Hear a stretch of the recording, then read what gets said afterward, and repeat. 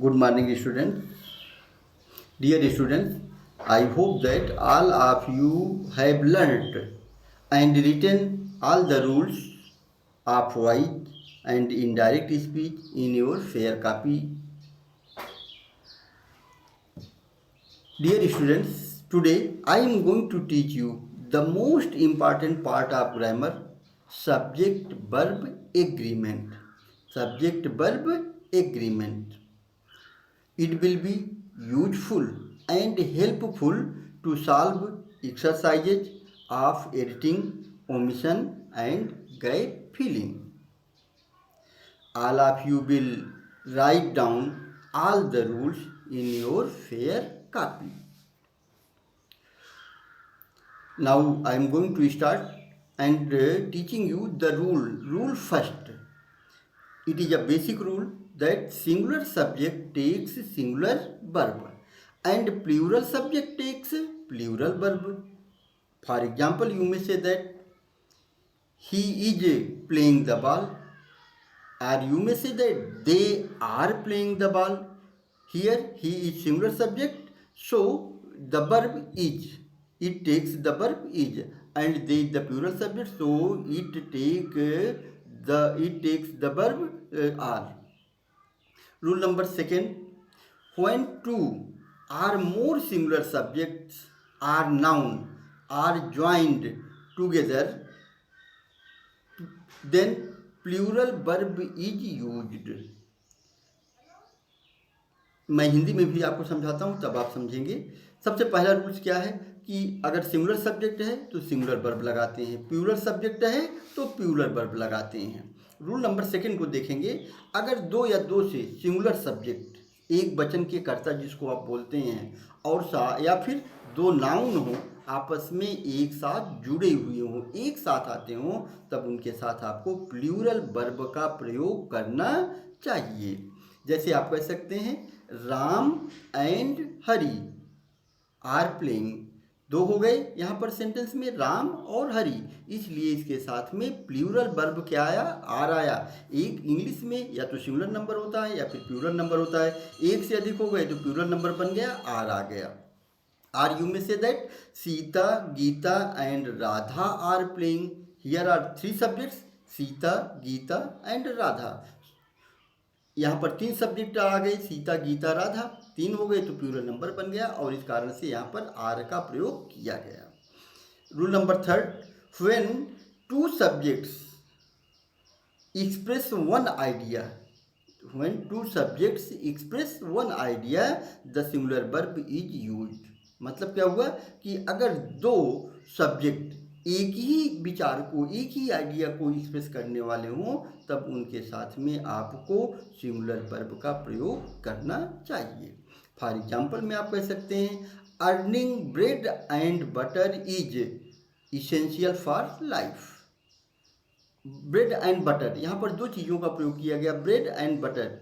ये आपको plural number लग रहा होगा, लेकिन ब्रेड एंड बटर एक ही चीज़ की ओर संकेत कर रहे हैं, जीविका के बारे में, इसलिए यहाँ पर हमेशा सिंगुलर नंबर का प्रयोग किया गया, इज का प्रयोग किया गया।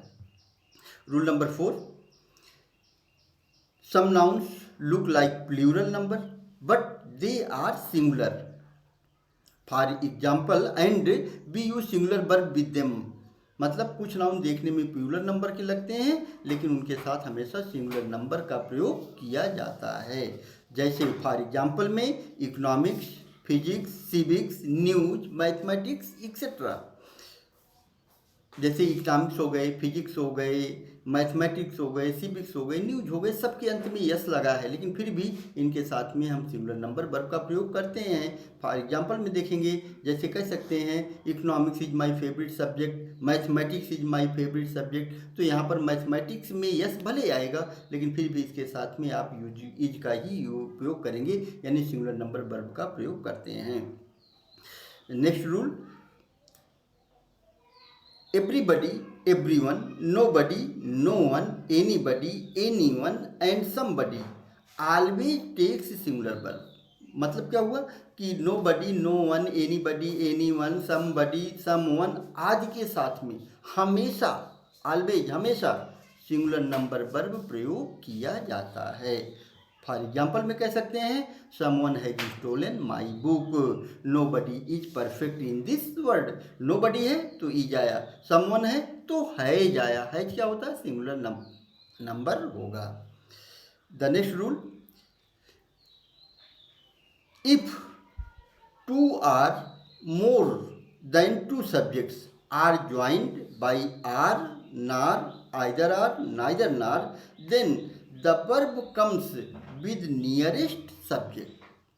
हिंदी मीनिंग में देखेंगे कि यदि दो या दो से अधिक सब्जेक्ट हों और वे आपस में are, nor, either or, neither नार से आपस में जुड़े हों तो सबसे नज़दीक, सबसे लास्ट वाला जो सब्जेक्ट होगा उसके अनुसार हेल्पिंग वर्ब का प्रयोग किया जाता है। फॉर एग्जाम्पल में आप कह सकते हैं नाइदर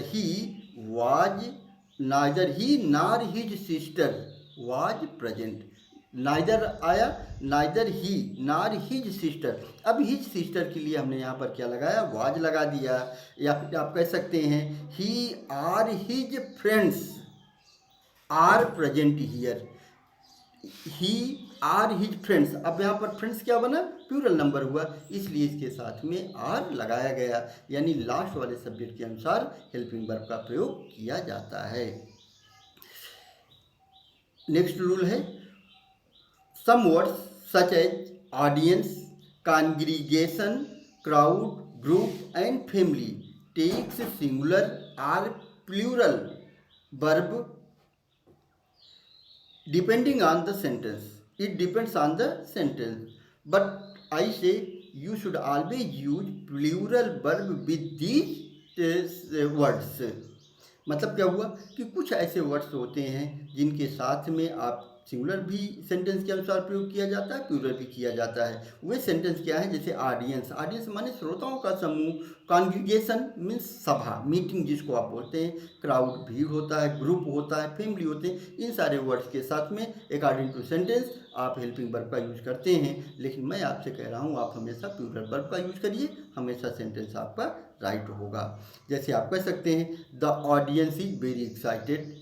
ऑडियंस क्या है? प्लूरल नंबर हो गया, श्रोताओं का समूह होता है, तो इसलिए यहाँ पर लेकिन पूरे का समुदाय का बोध करा रहा है, पूरे वर्ग का बोध करा रहा है और अकेला, तो इसलिए इसके साथ में ई जाएगा। या कह सकते हैं the family are our strongest support. Family के साथ में हमने क्या लगाया? आर लगाया। फैमिली में क्या होता है? मोर देन वन मेंबर होते हैं, इसलिए वो प्लूरल नंबर बनता है और उसके साथ में आर का यूज किया गया। थैंक्स।